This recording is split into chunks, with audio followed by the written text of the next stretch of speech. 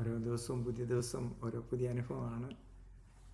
കർത്താവിൻ്റെ ദാനമാണ് ഓരോ ദിവസവും. രാവിലെ തോറും ഓർത്ത് രാത്രി തോറും ഓർത്ത് വിശ്വസ്തയും വലുതാക്കാൻ ആ ദൈവത്തെ നമുക്ക് സ്തുതിക്കാം. അല്പസമയം ചിന്തിക്കാൻ പോകുന്നത് സാംസ് 92-ൻ്റെ 1-2 വാക്യങ്ങളാണ്. ഹല്ലേലൂയ. ആദ്യത്തെ തന്നെ വാക്യം പറയുന്നത്, കർത്താവേ നിൻ്റെ നാമത്തെ സ്തുതിക്കുന്നു, അത്യുന്നതനായവേ നിനക്ക് കീർത്തനം പാടുന്നതും നിൻ്റെ വിശ്വസ്തയും പ്രഖ്യാപിക്കുന്നതും പ്രകീർത്തിക്കുന്നതും എത്ര അനുഗ്രഹമാണെന്ന്. ഹല്ലേലൂയ. ദിവസം ആരംഭിക്കാനുള്ള ഏറ്റവും നല്ല മാർഗം എന്ന് പറഞ്ഞാൽ താങ്ക്സ് ടു ഗോഡ്, നന്ദി പ്രകടനത്തോടെ നാം ദൈവത്തെ വാർത്തുമ്പോൾ സ്തുതിക്കുമ്പോൾ, കഴിഞ്ഞ രാത്രി ദൈവം നമ്മെ കാത്തല്ലോ, അല്ലെങ്കിൽ സൂക്ഷിച്ചല്ലോ, അവിടുത്തെ സ്നേഹം ഒരിക്കലും മാറുന്നില്ല. ഓരോ ദിവസവും ഹൃദയങ്ങൾക്ക് കർത്താവ് ആശ്വാസത്തിൻ്റെ ദിവസമാക്കി ദൈവം മാറ്റുന്നു.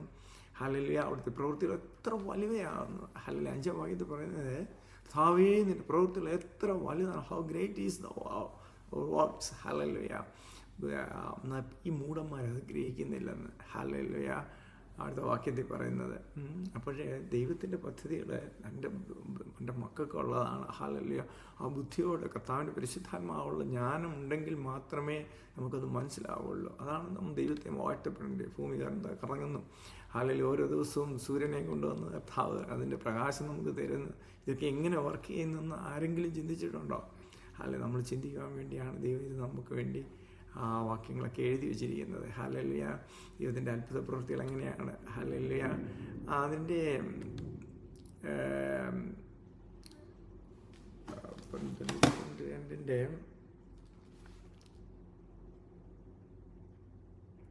12-ാം വാക്യം, നീതിമാൻ പന പോലെ തഴയുന്നു, ലെബനോനിലെ ദേവദാരു പോലെ വളരുന്നു. ഹല്ലേലൂയ. അപ്പോഴേ ഈ നീതിമാൻ്റെ അവസ്ഥ എന്ന് പറഞ്ഞു കഴിഞ്ഞാൽ, ഹല്ലേലൂയ, അവന് ദൈവത്തിൽ ആശ്രയിച്ചുകൊണ്ട് വരുന്നൊരു സ്വഭാവമാണ്.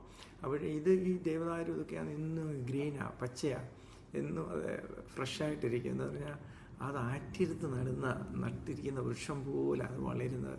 കാറ്റോ കോളോ അതിൻ്റെ മറ്റേ ഇൻസെക്ട്സിൻ്റെ ആക്രമണമോ ഒന്നും അതിനെ ബാധിക്കത്തില്ല. എല്ലാം അത്ഭുതമായിട്ട് ദൈവം അതിനെ പരീക്ഷിക്കുക. അത് സ്ട്രോങ്ങാണ് എന്ന് പറഞ്ഞു കഴിഞ്ഞാൽ അതിൻ്റെ വേരാണ് ഒരു വൃക്ഷത്തെ എത്രയും സ്ട്രോങ് ആക്കുന്നത്. ഹല്ലേലൂയ. ആ വേര് ആ കല്ലിനോട് പറ്റിയിരുന്ന് ഉറച്ചൊരു പാറ ചുറ്റിയാണ് അതിൻ്റെ വേരിയിരിക്കുന്നത്. അതാണ് നമ്മുടെ കർത്താവായ ക്രിസ്തു. അതിൻ്റെ 98-ൻ്റെ അവസാന വാക്യത്തിൽ അത് പറഞ്ഞിട്ടുണ്ട്. അവൻ എൻ്റെ പാറ, 92-ാം സങ്കീർത്തനത്തിൻ്റെ അവസാന വാക്യത്തിൽ, യഹോവ നേരുള്ളൂ, അവൻ്റെ പാറ അവനിൽ നീതികേടില്ല. നാം ക്രിസ്തുവാകുന്ന പാറയിൽ നമ്മൾ ആശ്രയം വയ്ക്കുമ്പോൾ അവനിൽ വളർന്നു, അവനിൽ വേരൂന്നിയും അവനിൽ ആശ്രയിച്ചിട്ട് അവനിൽ നിന്ന് നമ്മൾ പ്രാപിച്ച് വളരുമ്പോൾ, ഹല്ലേലൂയ, നമ്മൾ ദൈവത്തിൻ്റെ പരിശുദ്ധാത്മാവിൻ്റെ സാന്നിധ്യം കിട്ടും. ഹല്ലേലൂയ. ഒരു പുതിയ ശക്തി. ഹല്ലേലൂയ.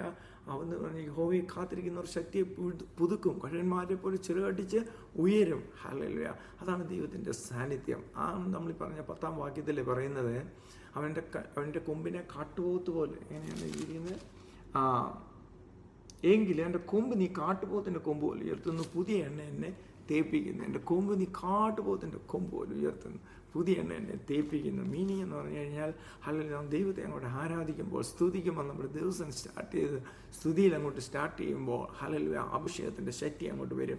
ഹല്ലേലൂയ. പുതിയ ശക്തി അങ്ങോട്ട് വന്നു കഴിയുമ്പോൾ, ഹല്ലേലൂയ, കാട്ടുപോത്താണ് ഇംഗ്ലീഷിൽ അത് എഴുതിയിരിക്കുന്നത്, കിങ് ജെയിംസ് വേർഷൻ, യൂണിക്കോൺ, ഒരു കൊമ്പുള്ള ഒരു മൃഗമാണ്. നമ്മുടെ ഈ ആനയെ പോലുള്ള വലിയ ഒറ്റ തുമ്പിക്കൈ ഉണക്കി ഇങ്ങനെ ഇരിക്കുന്ന ഏതോ പഴയ കാലത്തെ ഒരു മൃഗമാണ്. ഹല്ലേലൂയ. റീം എന്നാണ് ഹീബ്രു വേർഡിൽ പറയുന്നത്. ആ മൃഗം ഇങ്ങോട്ട് വന്നു കഴിഞ്ഞാൽ അതിൻ്റെ കൊമ്പ് കാട്ടുപോത്തിൻ്റെ കൊമ്പെന്ന് പറഞ്ഞു കഴിഞ്ഞാൽ അതിൻ്റെ ശക്തിയാണ്, വൈൽഡ് ആനിമലാണ്.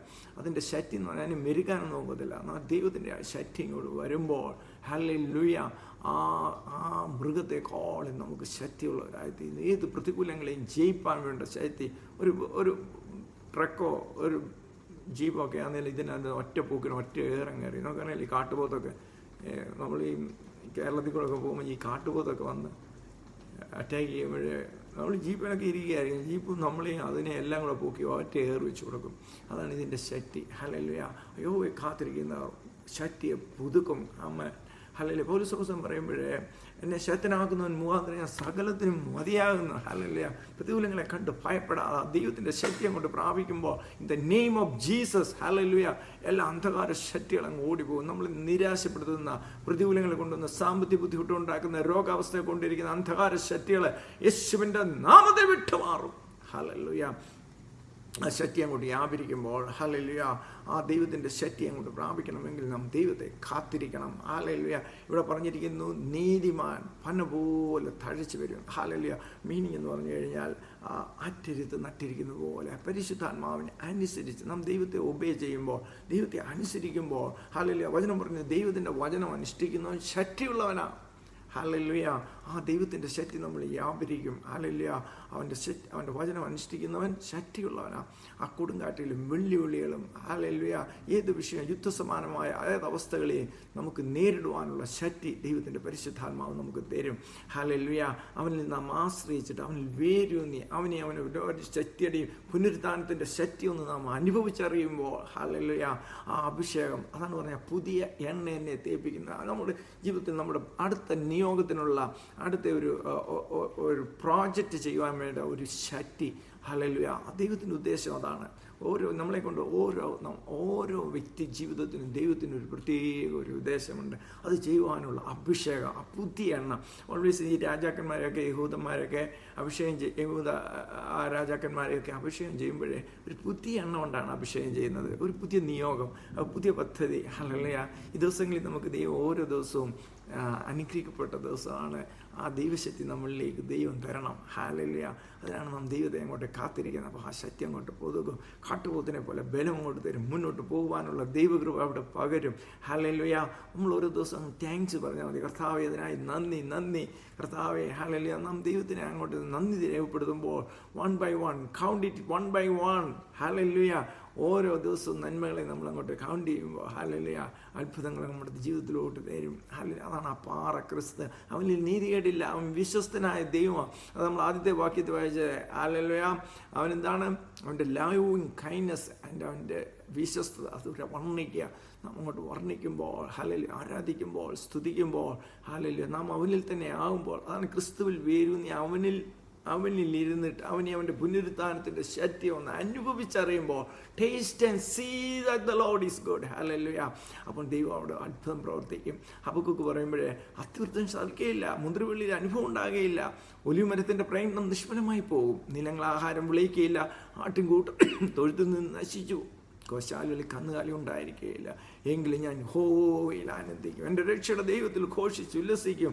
ഹല്ലേലൂയ. യഹോവയായ കർത്താവിൻ്റെ ബലമാകുന്നു, അവൻ എൻ്റെ കാലിനെ മാൻപേയുടെ കാൽ പോലെ ആക്കുന്നു, ഉന്നതികളിൽ എന്നെ നടക്കുമാറാക്കുന്നു. ഹല്ലേലൂയ. ഒരു പുതിയ അഭിഷേകം കിട്ടിക്കഴിഞ്ഞാൽ, ഒരു പുതിയ നിയോഗം കിട്ടിക്കഴിഞ്ഞാൽ, ഹല്ലേലൂയ, പുതിയ എണ്ണ നമ്മെ തേപ്പിച്ച് കഴിഞ്ഞാൽ നമ്മെ ഉന്നതികളിൽ നടത്തുന്ന ഒരു ദൈവമുണ്ട്. ഹല്ലേലൂയ. അതാണ് കർത്താവിനും അവൻ്റെ അമിത ബലത്തിലും ഹല്ലേലൂയ നാം ശക്തിപ്പെടുക എന്ന് പറഞ്ഞു കഴിഞ്ഞാൽ, ഈ ഭൂമിയിലുള്ളത് നോക്കുമ്പോൾ നാം നിരാശപ്പെടുമ്പോൾ, നാം ഉയരത്തിലുള്ളത് ചിന്തിക്കുമ്പോൾ നമുക്ക് വേണ്ടി ഇറങ്ങുന്ന ദൈവത്തിൻ്റെ ശക്തി നമുക്ക് അനുഭവിച്ചറിയാൻ പറ്റും.